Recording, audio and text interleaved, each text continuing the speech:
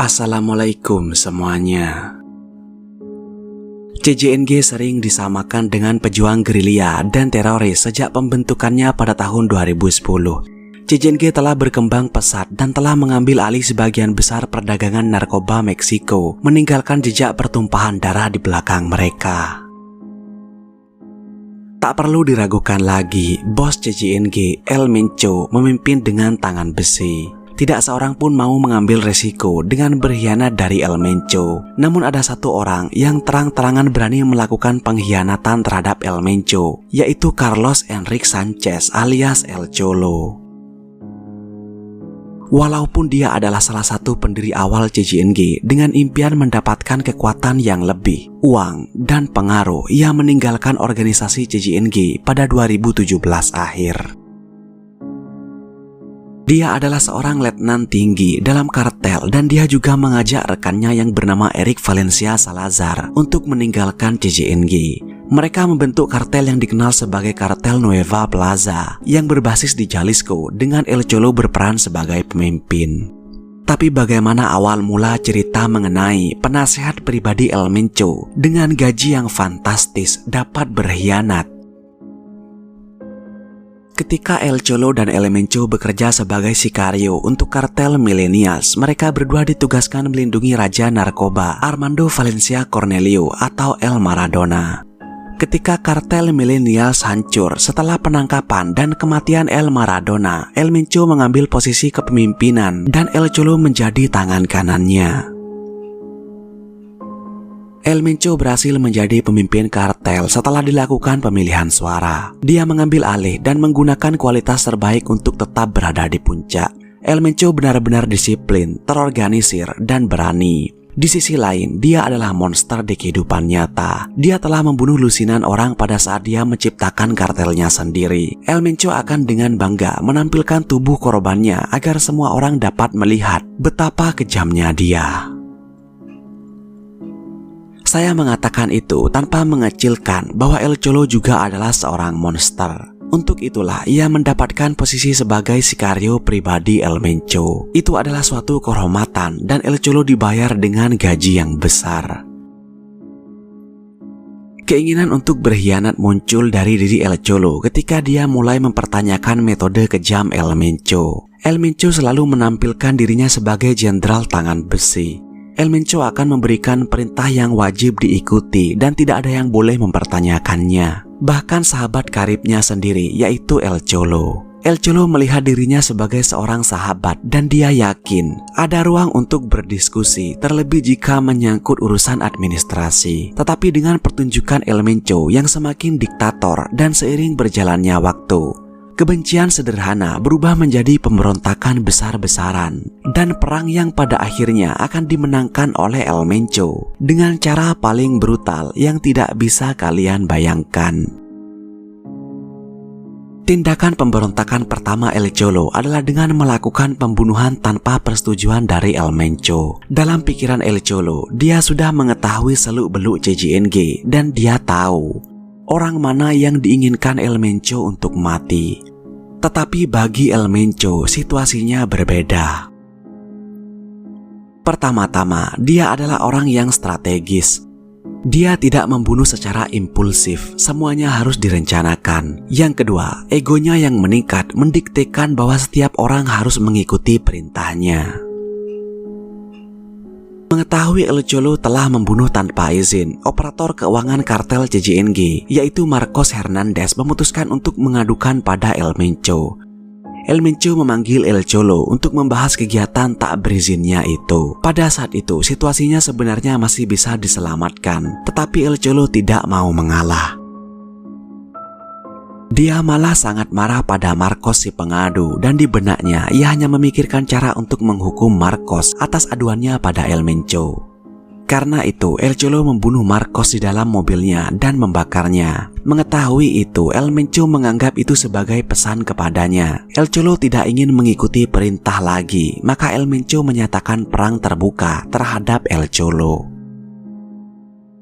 Alih-alih berlari secepat yang dia bisa, El Cholo menciptakan kartel kecilnya sendiri, kartel Nueva Plaza, dan merekrut beberapa orang dari CJNG, mengumpulkan mereka ke sisinya. Di antara orang-orangnya yang paling terpercaya adalah kepala logistik CJNG, Eric Valencia Salazar. Tentu saja El Mencho semakin marah. El Cholo telah mencuri anak buahnya. Namun ada masalah lain bagi El Mencho. El Cholo tahu metode dan strategi El Mencho, jadi dia selangkah lebih maju dari permainannya. Ketika El Mencho memerintahkan serangan terhadap El Cholo membalas serangan itu dengan membunuh Komandan Regu Sicario. Itu memalukan bagi El Mencho ketika dia menyadari bahwa dia telah kalah. Tidak hanya itu, El Cholo semakin memperkuat taringnya. Ia bersekutu dengan kartel Sinaloa yang berada di puncak kartel. Kartel Sinaloa adalah musuh bebuyutan CJNG. El Cholo juga merupakan ancaman nyata bagi anggota kartel El Mencho. Puluhan orang mati di Guadalajara ketika kedua kartel berusaha saling memusnahkan pada tahun 2018. Ketika mahasiswa yang sedang dalam perjalanan pulang dari sekolah diculik dan dibunuh oleh CJNG. Suatu hari di musim panas di Guadalajara, orang-orang bisa mencium bau busuk mayat yang menumpuk dari perang antara El Mencho dan El Cholo. Pada awal tahun 2021, sepertinya El Cholo akan memenangkan perang itu. Terlebih, dengan kepala logistik di sisinya, El Cholo selalu dapat memprediksi pergerakan El Mencho. Namun sesaat sebelum merayakan kemenangannya, pada 18 Maret 2021, El Cholo diculik oleh Sicario CJNG. Dia dibawa ke rumah persembunyian CJNG dan difilmkan. Ketika para Sicario bersenjata berdiri di belakangnya, Sicario tersebut meminta pengakuan penuh kepada El Cholo saat dia berbicara ke kamera. El Cholo mengungkapkan bahwa dia adalah pengkhianat dan dia juga bekerja sama dengan pihak berwenang. Dalam bahasa Indonesia, El Cholo mengatakan sebagai berikut. Nama saya Carlos Enrique Sanchez Martinez, aka El Cholo. Saya berasal dari Guadalajara, Jalisco. Saya di sini karena saya musuh CJNG. Saya bertemu dengan Omar Garcia Harfuch di distrik federal sehingga dia dapat memberi saya dukungannya. Hal ini karena kami berdua sama-sama mengincar CJNG dan dia memberi saya dukungan penuhnya. Tetapi dia mengatakan kepada saya bahwa dia memerlukan sesuatu yang relevan sebagai imbalan agar saya dapat beroperasi dengan dukungannya dan orang-orangnya di kota. Jadi saya menendang semua kejahatan yang terjadi di wilayah Eropa. Saya secara pribadi bertanggung jawab dan saya sendiri menelpon otoritas sehingga mereka akan mengubah semuanya menjadi masalah polisi yang lebih tinggi. Individu yang mensponsori dukungan di kota ini adalah Maria Alberto AK, LS3, dan Zambrano AK L2.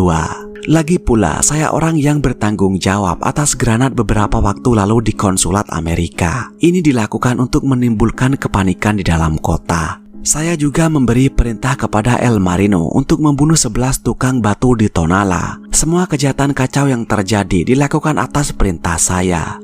Tetapi saya melakukan ini dengan syarat bahwa Omar Garcia Harfuch akan mendukung saya dan semua yang dia lakukan adalah individu yang kriminalistik. Pada saat itu, tentu saja dia menyangkal kerjasama tersebut melalui tweet mengenai sebuah video di mana seorang penjahat yang diculik oleh penjahat lain merujuk pada komentar tentang saya.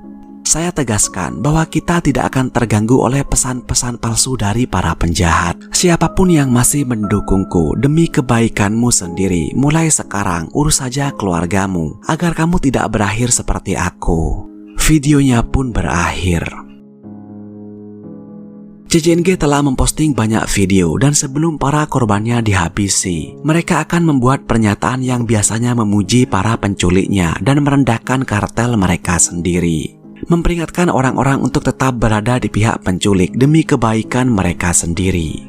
Sungguh menyedihkan memikirkan bahwa itu adalah kata-kata terakhir beberapa orang yang dimaksudkan untuk mempermalukan mereka sebelum mereka menderita. Video berpindah di mana El Cholo disiksa selama 2 atau 3 hari. Ketika dia pingsan, seorang dokter yang dipekerjakan oleh JJNG akan membawa El Cholo kembali ke kesadarannya, sehingga dia akan merasakan semua siksaan. 7 jari kakinya patah dan yang lainnya tidak tersisa. Tulang rusuknya dipatahkan satu demi satu, matanya dicungkil, lidahnya dicabut. Betul sekali, dicabut, tidak dipotong. Pada akhirnya El Cholo dihabisi dengan 3 tembakan di kepala. 3 tembakan yang mematikannya adalah kelegaan yang manis bagi orang Malang itu.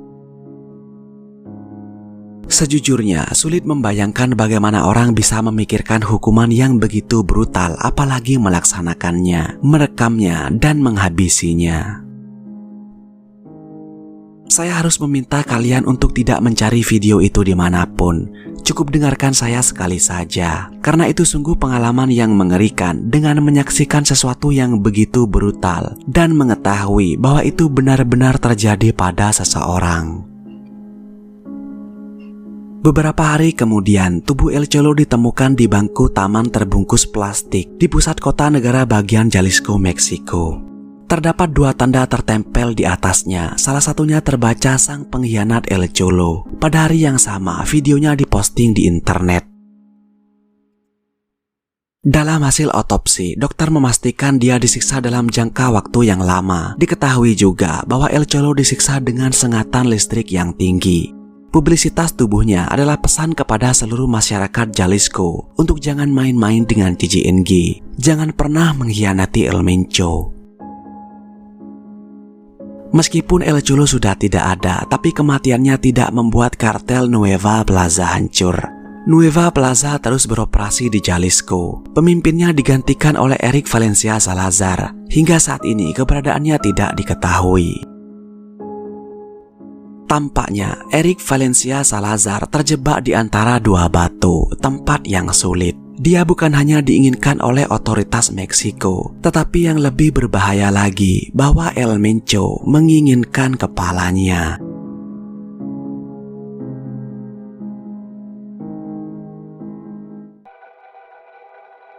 Itulah yang terjadi di dalam dunia kartel. Sahabat karib pun bisa saling membunuh. Saya harap kalian menikmati video ini. Tetaplah aman dan saya akan menemui kalian pada kesempatan berikutnya. Terima kasih sudah menonton.